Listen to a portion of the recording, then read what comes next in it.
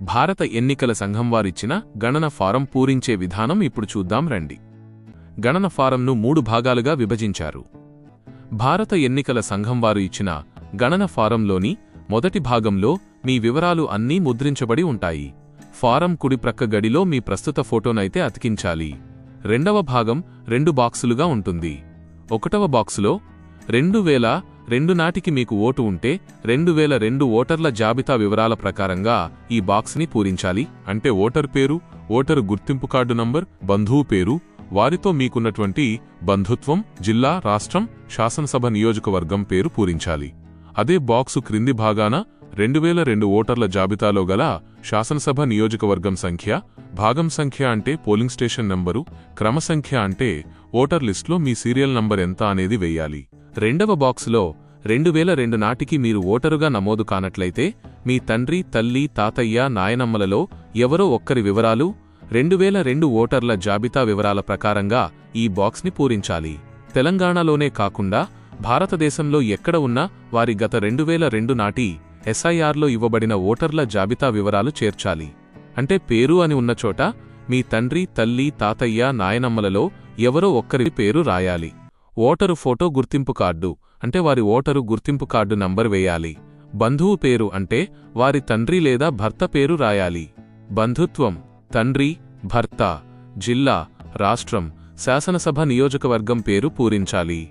అదే బాక్సు క్రింది భాగాన 2002 ఓటర్ల జాబితాలో గల శాసనసభ నియోజకవర్గం సంఖ్య, భాగం సంఖ్య అంటే పోలింగ్ స్టేషన్ నెంబరు, క్రమ సంఖ్య అంటే ఓటర్ లిస్టులో మీ సీరియల్ నంబర్ ఎంత అనేది వెయ్యాలి.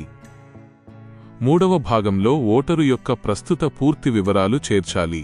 అంటే పుట్టిన తేదీ, ఆధార్ నంబర్, మొబైల్ నంబర్, తండ్రి లేదా సంరక్షకుని పేరు, తండ్రి లేదా సంరక్షకుని ఓటరు గుర్తింపు కార్డు నంబర్, తల్లి పేరు, తల్లి గుర్తింపు కార్డు నంబర్. మీకు పెళ్లి అయితే మీ భాగస్వామి పేరు, అవ్వకపోతే ఖాళీగా వదిలేయండి. మీ భాగస్వామి యొక్క గుర్తింపు కార్డు నంబర్ వేయాలి. మీకు 2002 నాటి ఓటర్ వివరాలు తెలియకపోతే వాటి డీటెయిల్స్ కోసం ఈ క్రింది వెబ్సైట్లు voters.eci.gov.in యొక్క లింక్ లేదా ఈసీఐ నెట్ మొబైల్ యాప్లో కూడా చూడవచ్చు.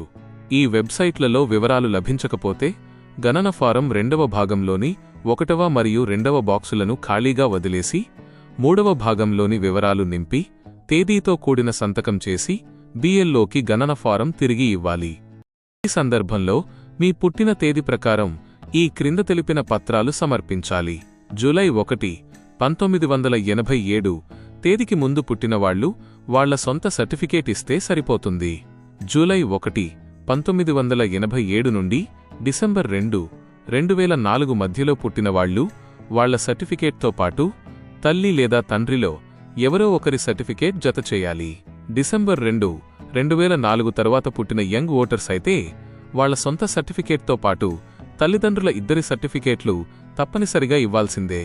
ఓటర్లు అందించవలసిన అవసరమైన సహాయక పత్రాల జాబితాను ఈసీఐ క్రింది విధంగా సూచించింది.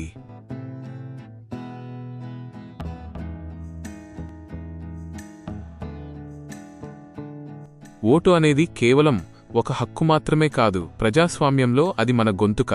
ఈ స్పెషల్ ఇంటెన్సివ్ రివిజన్ ద్వారా ప్రతి పౌరుడు యాక్టివ్గా ఈ నమోదు ప్రక్రియలో పాల్గొనటం చాలా ముఖ్యం. కావున బిఎల్ఓలకు సహకరించి పూర్తి సమాచారముతో పాటు అవసరమైన డాక్యుమెంట్ల ప్రతులు జతచేసి ఎన్యుమరేషన్ ఫారంలతో పాటు గడువు తేదీ లోపల బిఎల్ఓలకు అందజేయవలసినదిగా కోరనైనది.